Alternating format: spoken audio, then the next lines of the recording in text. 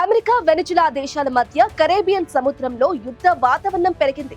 America తన అతిపెద్ద యుద్ధ నౌక అయిన యుఎస్ఎస్ గ్రాల్డ్ ఆర్ ఫోండు లాంటి అమెరికా ప్రాంతానికి పంపింది. అయితే తాము ఈ ప్రాంతంలో బలగాలను పేర్చడం కేవలం డ్రగ్స్ అక్రమ రవాణాను ఆపడానికి అని చెబుతోంది అమెరికా. కానీ వెనిజులా మాత్రం దీన్ని నమ్మడం లేదు. డ్రగ్స్ పేరు చెప్పి ట్రంప్ ప్రభుత్వం తమ దేశంలో ప్రభుత్వాన్ని మార్చడానికి ప్రయత్నిస్తోందని వెనిజులా ఆరోపిస్తుంది.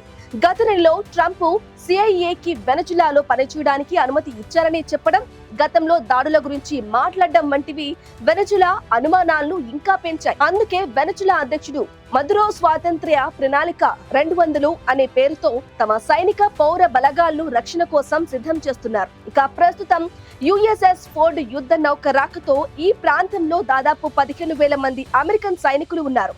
ఈ యుద్ధ నౌకతో పాటు 1,000 మంది నావికులు, శక్తివంతమైన మిసైల్ షిప్లు, డిస్ట్రాయర్లు కూడా ఉన్నాయి. అంతేకాకుండా అమెరికా 10F-35 ఫైటర్ జెట్లను, డ్రోన్లను ప్యూర్టో రికో అనే ద్వీపాన్ని తరలించారు. ఇది అమెరికా సైనిక కార్యకలాపాలకు ప్రధాన కేంద్రంగా మారింది. వెనిజులా తీరానికి దగ్గరగా అమెరికా బాంబర్ విమానాలు, శిక్షణ విమానాలను కూడా నడపడం కూడా ఆందోళన కలిగిస్తుంది. ఇక వెంటనే యుద్ధం రాకపోయినా ఈ రెండు దేశాల మధ్య పరిస్థితి మాత్రం చాలా ఉద్రిక్తంగా ఉంది.